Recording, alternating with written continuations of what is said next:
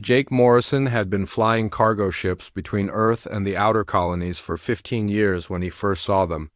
The massive alien vessel appeared on his radar like a silver mountain floating in space, bigger than anything humans had ever built.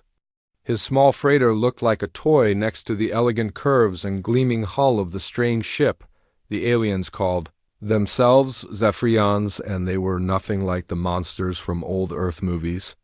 They stood 8 feet tall with pale blue skin that seemed to shimmer in the light. Their faces were almost human but stretched longer, with large silver eyes that held what looked like ancient wisdom. When their leader spoke through the translation device, his voice was smooth and friendly. "Greetings, human vessel," the alien ambassador said. His name was something that sounded like Kethver to Jake's ears.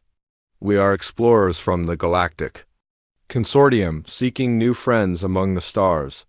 We have watched your species with great interest and wish to offer our friendship." Jake felt his heart racing with excitement. First contact with aliens, and they seemed peaceful and advanced. Their technology was clearly centuries ahead of anything humans had developed. The alien ship had appeared without any engine signatures that his sensors could detect. They spoke perfect English despite being from another star system.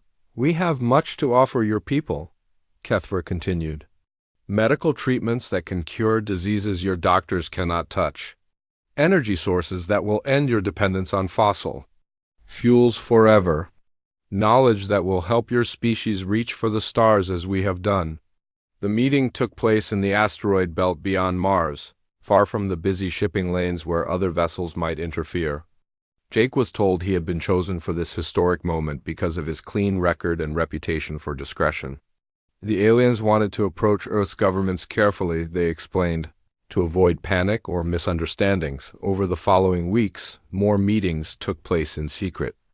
Earth's leaders were brought into the discussions gradually. The aliens showed holographic of beautiful cities on distant worlds, all part of something they called the Galactic Consortium. Dozens of species lived together in peace and prosperity, they claimed, sharing technology and culture across the galaxy. Dr. Lisa Wade was among the first humans invited aboard a Zephyrian ship for what they called cultural exchange. She was a marine biologist from California who had volunteered when the opportunity was announced to the scientific community. The aliens said they wanted to learn about Earth's oceans and share their own knowledge of water worlds. Lisa found the alien ship to be a marvel of engineering. The corridors were wide and filled with soft light that seemed to come from the walls themselves. The Zephyrians who showed her around were polite and seemed genuinely curious about human culture. They asked endless questions about Earth's history, biology, and social structures. What Lisa didn't know was that her genetic information was being scanned and recorded with every breath she took aboard their ship. The Zephyrians were cataloging her DNA, measuring her physical capabilities, and assessing her psychological profile. She was being evaluated like livestock at a market. Ryan Cooper, an engineer from Texas, volunteered for the next exchange program. He was fascinated by the alien technology and eager to learn how their faster-than-light drives worked. The Zephyrians welcomed him warmly and spent hours showing him their engine rooms and computer systems. Ryan felt like he was living in a dream, surrounded by technology that seemed like magic, but the aliens were not interested in teaching humans their secrets. They were studying human engineering capabilities, measuring how quickly Ryan could understand and adapt to new systems. They were testing whether humans could be trained to maintain and operate alien machinery under dangerous conditions. Meanwhile, on Earth's outer colonies, small settlements began receiving visits from Zephyrian ships. The aliens offered protection from raiders and harsh environmental conditions in exchange for what they called temporary work contracts. The documents were written in alien symbols that few humans could read properly. But the aliens assured everyone that the agreements were fair and beneficial for both sides. Colony leaders like Mayor Patricia Bell of New Montana were grateful for the alien protection. Her settlement of 3,000 people had been struggling to survive on the harsh frontier world. The Zephyrians promised to shield them from dangerous radiation storms and provide advanced life support systems. All they asked in return was that some colonists help with mining operations on nearby asteroids. The work seemed legitimate at first. Human volunteers were transported to space stations where they extracted rare minerals using alien equipment. The pay was good and the technology was fascinating. But gradually the conditions began to change. Work shifts became longer. Rest periods grew shorter. The volunteers found it harder to communicate with their families back home. What none of the humans realized was that they were being moved farther and farther from Earth space. The mining stations were actually processing centers where humans were being sorted and prepared for sale to buyers across the galaxy. The Zephyrians had spent months identifying which humans had the best physical and mental qualities for different types of forced labor. The truth would not be discovered until it was too late for thousands of people who had trusted in alien friendship and found themselves trapped in chains of their own making. Pete Williams had been a Navy SEAL for 12 years before he volunteered for the Zephyrian Cultural Exchange Program.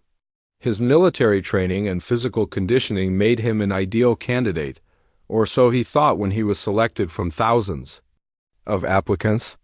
The aliens seemed impressed by his service record and spoke respectfully of his combat experience.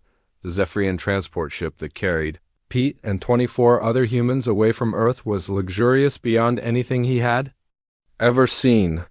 The sleeping quarters were comfortable, the food was excellent, and the alien crew treated their human guests with courtesy and respect. Pete began to relax and look forward to whatever adventures awaited them in the stars. But when the ship reached its destination 3 weeks later, Pete discovered that the adventure was actually a nightmare. The space station orbiting the dead world of Kralmuth was not a research facility or cultural center. It was a slave processing plant where humans were sorted, tagged, and prepared for auction to buyers across the galaxy. The Zephyrians dropped their friendly masks as soon as the human volunteers were off their ship. Guards with energy weapons forced Pete and the others into holding cells that were barely large enough to lie down in. The comfortable clothes they had been given were replaced with simple gray uniforms marked with identification numbers. Pete became Subject 4471. The processing was methodical and cruel. Humans were tested for strength, intelligence, and resistance to various environmental conditions. Those who performed well in physical trials were marked for heavy labor in mines and factories. Humans who scored high on mental tests were designated for technical work maintaining alien machinery. The weakest were labeled as expendable and sent to the most dangerous assignments. Pete watched in horror as his fellow volunteers were broken down and rebuilt into obedient workers. Some tried to resist and were subjected to painful neural conditioning that left them docile and empty-eyed. Others adapted too quickly to their situation and became collaborators, helping the aliens manage newer arrivals in exchange for slightly better treatment. The worst part was learning the scope of the Zephyrian operation. Humans were being sold throughout the galaxy as premium slaves because of their adaptability and intelligence. Earth had been chosen specifically because humans could survive in environments that would kill most other species. The Zephyrians had spent years studying human biology and psychology to determine exactly how to break and control them. Pete spent 8 months as a slave in the deuterium mines of Vexstar before his chance for escape came. A reactor malfunction killed 12 guards and damaged the station's communication systems. In the confusion, Pete managed to steal a small maintenance craft and flee toward human space. The journey took 3 months in the tiny ship with minimal life support, but his SEAL training kept him alive. When Pete finally reached Earth, his body was scarred from radiation exposure and his eyes held the haunted look of someone who had seen the depths of alien cruelty. His testimony before the United Nations Security Council sent shockwaves through every government on the planet. The friendly aliens who had promised partnership and prosperity were actually sophisticated slave traders who had been planning Earth's exploitation for years. President Helen Davis called an emergency session of Congress within hours of Pete's arrival. The former SEAL stood before the assembled representatives with his medical reports and recorded evidence of Zephyrian slave operations. His voice was steady, but his words carried the weight of absolute certainty about what humanity was facing. They Have over 50,000 of our people scattered across a dozen star systems, Pete told the silent chamber. Men, women, and children from Earth and the colonies, all working as slaves in conditions that would kill most species. The Zephyrians see us as valuable property, nothing more. They're planning to take millions more. The alien response to Pete's escape was swift and arrogant.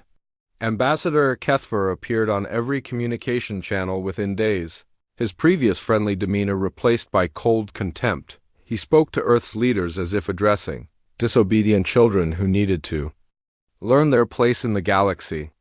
The human known as Pete Williams is a criminal who destroyed Zephyrian property during his illegal departure from lawful custody, the alien ambassador announced. All agreements between Earth and the Galactic Consortium remain in effect. Any interference with our operations will be considered an act of war against 17 member species. What Kethver didn't understand was that his threats had the opposite effect of what he intended. Instead of frightening Earth's governments into compliance, his words awakened something that had been sleeping in the human spirit since the species first learned to fight.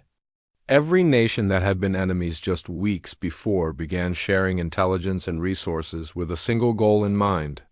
Admiral Kate Sullivan had commanded NATO naval forces for 6 years before she was chosen to lead humanity's response to the Zephyrian threat. Her first meeting with world leaders took place in a bunker beneath the Pentagon, surrounded by maps of known alien territories and projections of Zephyrian fleet movements. They picked the wrong species to enslave, Admiral Sullivan told the assembled commanders. Humans have been fighting impossible odds for thousands of years. We've survived ice ages, plagues, world wars, and every natural disaster our planet could throw at us. A bunch of arrogant aliens who think they can buy and sell us like cattle are about to learn what human determination really means. The mobilization began immediately. Every spaceship in human space, from scientific research vessels to asteroid mining platforms, was recalled to Earth for conversion into warships. Factories that had been producing consumer goods were retooled to manufacture weapons and armor. The entire human species was preparing for a war that would determine whether they remained free or became property in an alien marketplace. Carl Rodriguez had spent 20 years hauling cargo between the inner planets before the war began. His ship Iron Wolf was an old Martian freighter with patched hull plating and engines that needed constant maintenance, but she was reliable and had been his home for most of his adult life. When the call came for all civilian vessels to report for military conversion, Carl didn't hesitate. The transformation of Iron Wolf took 6 weeks in the orbital shipyards above Earth. Her cargo holds were fitted with missile launchers salvaged from decommissioned nuclear submarines. Hidden armor plating was welded to her hull and disguised to look like normal wear and corrosion. Point defense systems were concealed behind fake cargo containers. When the work was finished, Iron Wolf still looked like a beat-up merchant ship. But she carried enough firepower to cripple a small warship. Carl's crew consisted of volunteers who had lost family members to the Zephyrian slave trade. His engineer was Maria Santos, whose daughter had been taken in the first wave of cultural exchanges. His gunner was Bob Fletcher, a former Marine whose son had disappeared from a colony that had signed a protection contract with the aliens. They all had the same cold fire in their eyes that came from having nothing left to lose. The first Zephyrian patrol ship that encountered Iron Wolf was the cruiser Sekthar, commanded by a veteran officer named Veldon, who had been hunting human ships for 3 months without success. The aliens had grown frustrated with their inability to track down the primitive vessels that kept vanishing after striking their supply convoys. Human ships seemed to appear from nowhere, attack with impossible ferocity, then disappear back into the vastness of space. Veldon thought he had found easy prey when his sensors detected Iron Wolf limping through the asteroid belt with what appeared to be engine trouble. The human ship was broadcasting distress signals and requesting assistance, exactly the kind of helpless victim that Zephyrian doctrine taught them to expect. The alien commander ordered his cruiser to close for boarding, confident that he would soon have another cargo hold full of human slaves to sell. Carl watched the alien ship approach on his tactical display, while his crew prepared for battle. The Zephyrians moved with the arrogant confidence of predators who had never encountered effective resistance. Their cruiser was 3 times the size of Iron Wolf and carried enough firepower to destroy a dozen human ships, but Veldon made the mistake of underestimating his prey.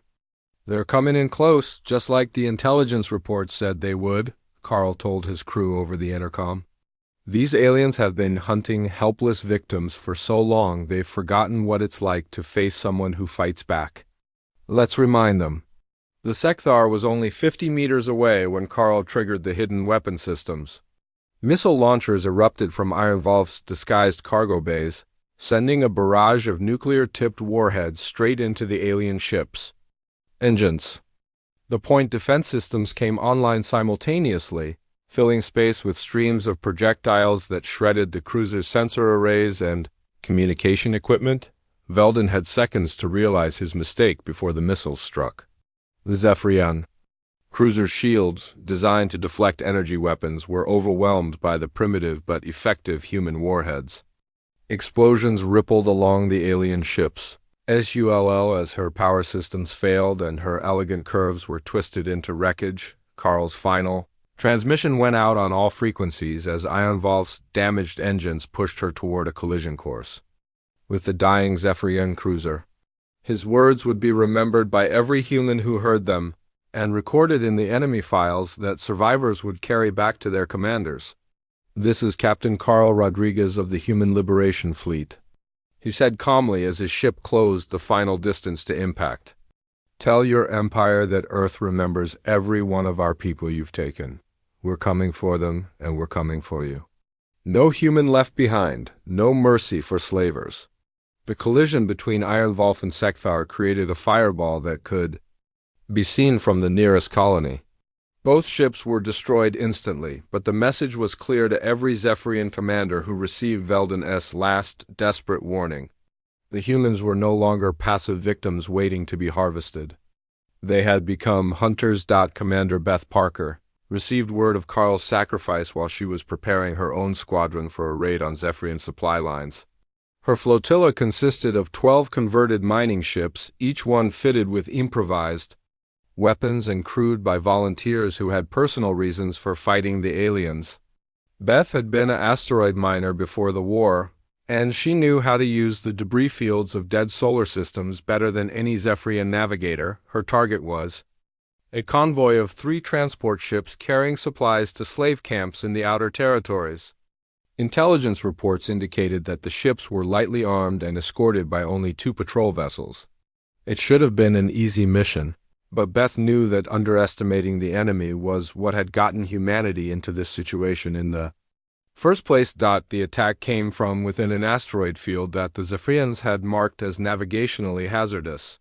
Human ships emerged from hiding places among the tumbling rocks like wolves attacking a flock of sheep. The alien escorts never had a chance to respond before they were overwhelmed by missiles and projectile weapons that turned their elegant hulls into scrap metal. The transport ships surrendered immediately, their crews having no stomach for fighting an enemy that seemed to appear from the shadows like vengeful spirits. Beth's boarding parties found cargo holds full of supplies destined for slave camps, along with detailed records of Zephyrian operations throughout the sector. The intelligence was invaluable, but the real victory was psychological. Word of the convoy's destruction spread through Zephyrian space faster than their official communications could carry damage reports. Alien commanders began avoiding entire star systems rather than risk encountering human raiders who fought with a desperation that bordered on madness. Supply lines that had functioned smoothly for decades began to break down as crews refused assignments to territories where humans might be hunting. The Zephyrian High Command gathered in their crystal palace on the homeworld of Zefter for an emergency session that had not been called in over 2 centuries. Reports were flooding in from every corner of their empire about human attacks that defied all conventional military logic. The primitive species they had chosen for enslavement was systematically destroying infrastructure that had taken generations to build. High Commander Zekthal stood before the assembled leaders with tactical displays showing the extent of human raids. Red markers indicated destroyed facilities, lost convoys, and territory that Zephyrian forces now avoided rather than face human attacks. What had begun as minor irritations from escaped slaves was evolving into a threat to the entire empire. The humans refused to follow expected patterns, Zekthil reported to the council. Their ships attack in waves, using asteroids and debris fields for cover before vanishing like ghosts. They employ weapons that should not be effective against our technology, yet somehow they continue to inflict unacceptable losses on our forces. What the Zephyrian commanders could not understand was that humans had never been limited by what should or should not work in combat. Dr. Maya Patel, working from a hidden research station in the Kuiper Belt, had spent months studying captured alien technology with a team of Earth's best scientists. Her breakthrough came not from copying Zephyrian designs, but from improving upon them in ways the original creators had never imagined. Maya's team had successfully reverse-engineered the shield generators from a destroyed alien cruiser, but instead of simply duplicating the technology, they enhanced it with adaptive algorithms that could adjust to different weapon frequencies in real time. The shields learned from each attack, becoming stronger and more resistant with every encounter. This advancement allowed human ships to survive long enough in battle to employ their most dangerous weapon, which was human creativity under pressure. Where Zephyrian commanders followed tactical doctrines that had been refined over centuries, humans improvised solutions that existed outside the boundaries of conventional warfare. Captain Steve Murphy had been a civilian doctor before the war began, commanding a medical frigate that was supposed to provide humanitarian aid to liberated colonies. But when his ship was attacked by a Zephyrian patrol squadron, Murphy transformed his vessel into something that would haunt alien nightmares for years to come. Using the ship's quarantine systems and biological research facilities, Murphy developed genetically modified viruses that targeted Zephyrian physiology specifically. The pathogens were designed to spread through the aliens' advanced life support systems, turning their own technology against them. Within hours of exposure, entire ship crews would become incapacitated by organisms that their medical knowledge could not identify or treat. The psychological impact on Zephyrian forces was devastating. Their empire had been built on the foundation of technological superiority over primitive species, but they were facing enemies who turned their advantages into weaknesses. Every system they trusted became a potential threat when humans were involved. The breaking point came when Diana Ross, a former aerospace engineer who had been enslaved on the industrial world of Vexstar, used her knowledge of orbital mechanics to plan an attack that would change the course of the war. Diana had spent 18 months as a forced laborer in the planet's manufacturing facilities, but she had also been studying the movement patterns of asteroids in the system, working with a group of human prisoners and sympathetic aliens from other enslaved species. Diana calculated the precise trajectory needed to redirect a massive asteroid toward the planet's primary Zephyrian command center. The operation required perfect timing and coordination between multiple resistance cells.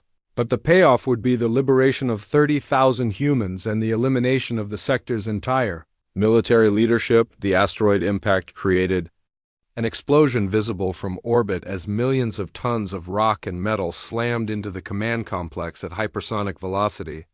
The Zephyrian fortress that had stood for 3 centuries was reduced to a smoking crater in seconds. More importantly, the shock wave of the impact disabled the planet's slave control systems, allowing every human on Vexstar to break free simultaneously. News of the liberation spread through the galaxy's communication networks faster than Zephyrian sensors could suppress it. Species that had served the Empire for generations watched in amazement as humans not only freed themselves, but actively fought to liberate others. The rigid hierarchy that maintained order across 17 systems began to show cracks as subject. Peoples began to question their submission to Zephyrian rule. The Velkai, reptilian beings who had been enslaved for over 4 centuries, rose up on their homeworld after receiving broadcasts of human marines sacrificing themselves to break alien chains.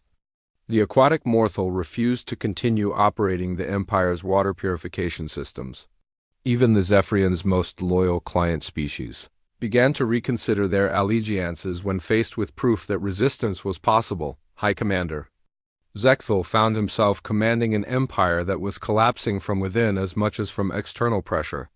Garrison forces that had never faced serious opposition were abandoning their posts rather than fight enemies who seemed to materialize from nowhere and disappear just as quickly. Supply lines that had functioned smoothly for decades were breaking down as crews refused assignments to territories where humans might be hunting. The final insult came when a human intelligence operation penetrated the Zephyrian military communication network and broadcast a message to every ship and station in their space. The transmission was simple but carried implications that shook the foundation of everything the aliens believed about their place in the galaxy. "This is Admiral Kate Sullivan of the Human Liberation Fleet," the message began. "To all enslaved peoples throughout Zephyrian space, your liberation is coming. To the Zephyrians and their collaborators, your time of reckoning has arrived. We are no longer prey. We are the storm that will sweep your empire into history."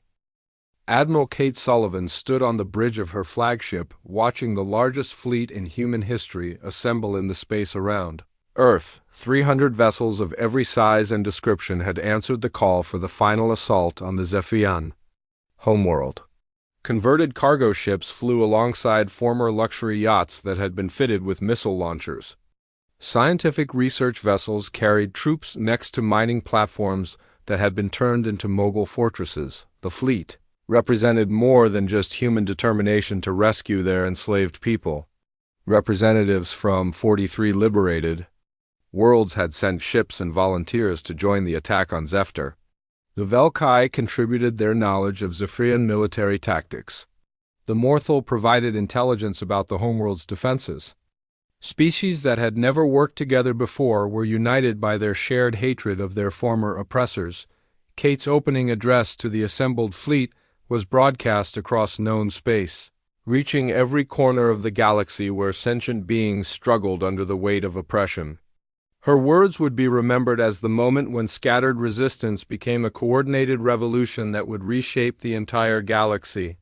The Zephyrians built their empire on a simple belief, Kate told the thousands of beings listening to her transmission. They believe in the natural order of predator and prey, with themselves as the apex hunters and the rest of us as livestock to be bought and sold. Today we teach them that humans recognize no such order. We are neither predator nor prey. We are the storm that levels the forest and makes room for new growth. The approach to Zephyr revealed the full scope of Zephyrian arrogance. The planet was surrounded by defensive stations that could destroy entire fleets, but the aliens had positioned them to repel attacks from other Zephyrian-level civilizations. They had never imagined facing enemies who would ignore conventional military wisdom and find completely different solutions to the problem of overwhelming firepower. Chief Engineer Rick Davis had spent the journey to Zephyr working with liberated Velkai technicians who understood Zephyrian computer systems better than their creators. Together they had developed a plan that would turn the planet's own defenses against its inhabitants. But the operation required precise timing and flawless execution under combat conditions. The cyber warfare specialist led by former intelligence analyst Lavra Kim began their attack while the human fleet was still hours away from the outer defensive perimeter. Working through captured Zephyrian communication equipment, they penetrated the planet's defense network and began feeding it false information about approaching threats. The orbital defense stations that surrounded Zephyr were designed to automatically engage any vessels that displayed hostile intent or failed to provide proper identification codes. Laura's team convinced the network that the defensive platforms themselves were enemy ships that had somehow infiltrated the system and were preparing to attack the planet as the human fleet approached. Zephyr's own weapons began systematically destroying the installations that were supposed to protect it. Massive energy beams designed to vaporize attacking warships instead turned on the platforms that housed them. Missile batteries launched their payloads at targets that had been their sister stations moments before. The entire defensive network consumed itself in an orgy of misdirected destruction. Zephyrian commanders on the planet's surface watched in horror as their impregnable fortress revealed itself to be a trap of their own making. The same advanced artificial intelligence that made their defenses so effective also made them vulnerable to enemies who understood that technology could be turned against its creators. Transport ships filled with human marines and allied ground forces descended through the gaps in the destroyed defensive grid while Zephyrian forces scrambled to organize resistance. The fighting that followed was brutal but one-sided, as the aliens discovered that their technological advantages meant nothing against enemies, who had learned to fight without depending on superior equipment. The capture of Emperor Vigthal himself marked the effective end of Zephyrian resistance. The ancient ruler who had commanded 17 star systems for over 2 centuries was found cowering in his palace bunker, surrounded by the bodies of guards who had died trying to protect him from human soldiers who seemed to appear from the shadows like vengeful ghosts. General Tony Martinez, the former construction worker who had led the slave uprising on Keth Prime, was given the honor of accepting the Emperor's surrender. The irony was not lost on anyone present that a being who had considered humans suitable only for manual labor was now kneeling before one of his former slaves. "Your empire is finished," Tony told the defeated emperor as human troops secured the palace. "Every world you conquered is free. Every being you enslaved has been liberated. Your people will face judgment for their crimes, but they will receive more mercy than they ever showed to their victims." The fall of Zephyr sent shock waves throughout the galaxy as news of the Zephyrian Empire's collapse reached every inhabited system. Species that had lived in fear for generations celebrated in the streets of worlds that had been under alien control for centuries. The impossible had happened. The most powerful empire in known space had been brought down by the species it had considered fit only for slavery, but the victory came with a terrible cost. Thousands of humans had died in the fighting, and many more bore scars that would never heal. The liberated slaves from dozens of worlds faced the challenge of rebuilding lives that had been shattered by years of oppression. Entire planets had been devastated by the fighting, their ecosystems damaged and their populations traumatized. Kate Sullivan stood in the ruins of the Emperor's throne room, looking out at the smoke rising from the burning city beyond the palace walls. The war was over, but the real work was just beginning. Humanity had proven that they could destroy an empire built on slavery and oppression, but now they had to prove that they could build something better in its place. The message that went out from the conquered Zephyrian capital carried hope to every corner of the galaxy where intelligent beings yearned for freedom. The age of empires built on the suffering of others was ending, and a new era of cooperation and mutual respect was about to begin. The trials held on the liberated world of New Geneva became the foundation for justice that the galaxy had never seen before. Former Zephyrian slave masters from dozens of species faced judgment not just for their crimes against humans, but for centuries of oppression against hundreds of worlds. The proceedings were broadcast across known space, establishing precedents that would govern relations between species for generations to come. Dr. Lisa Wade, one of the first humans taken by the Zephyrians, emerged from 5 years of captivity to lead the Galactic Rehabilitation Commission. Her work with former slaves of all species demonstrated humanity's understanding that freedom was meaningless without the opportunity to heal and rebuild shattered lives. The medical facilities and counseling centers she established became models that were copied throughout the former empire. Lisa's gentle voice carried tremendous authority when she addressed the Assembly of Liberated Worlds during the formation of the new galactic government. Her words resonated with beings who had known only suffering for generations, offering them hope that their pain had not been endured in vain. "We have all been broken by what we endured," Lisa told the thousands of delegates representing hundreds of species. "But we have also learned that being broken does not mean being defeated. We can heal from our wounds and grow stronger. We can build a future where no child of any species will know the horror of chains." The transformation of former Zephyrian territory was as remarkable as the military victory that had made it possible. Massive industrial complexes that had relied on slave labor were converted into cooperative enterprises where former victims became partners in their own liberation. Mining facilities became training centers where beings could learn new skills. Manufacturing plants began producing goods for trade rather than tools of oppression. The gladiatorial arenas that had provided entertainment for Zephyrian nobles were transformed into cultural centers where different species could share their art, music, and knowledge. The same venues that had witnessed countless deaths for alien amusement now hosted festivals celebrating the diversity of life throughout the galaxy. Captain Jake Morrison, whose first contact with the Zephyrians had begun the nightmare that consumed so many lives, was chosen as the first human ambassador to the newly formed Galactic Federation of Free Worlds. His selection was unanimous among the member species, who saw in him a symbol of how trust could be rebuilt after betrayal. Jake's opening address to the Federation captured the transformation that had taken place in both humanity and the galaxy itself. Standing before representatives of over 300 worlds, he spoke with the quiet authority of someone who had witnessed both the depths of evil and the heights of heroism that intelligent beings were capable of. 5 years ago, I welcomed aliens to our space with open arms and an open heart, Jake told the assembly. That trust was betrayed in the cruelest way possible. But we learned something important from that betrayal.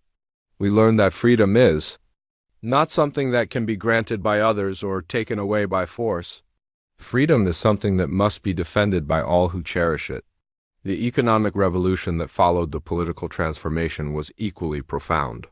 The vast networks of trade routes that had carried slaves and stolen goods were converted into channels for legitimate commerce, based on mutual benefit rather than exploitation. Worlds that had been sources of raw materials became partners in development projects that improved life for everyone involved.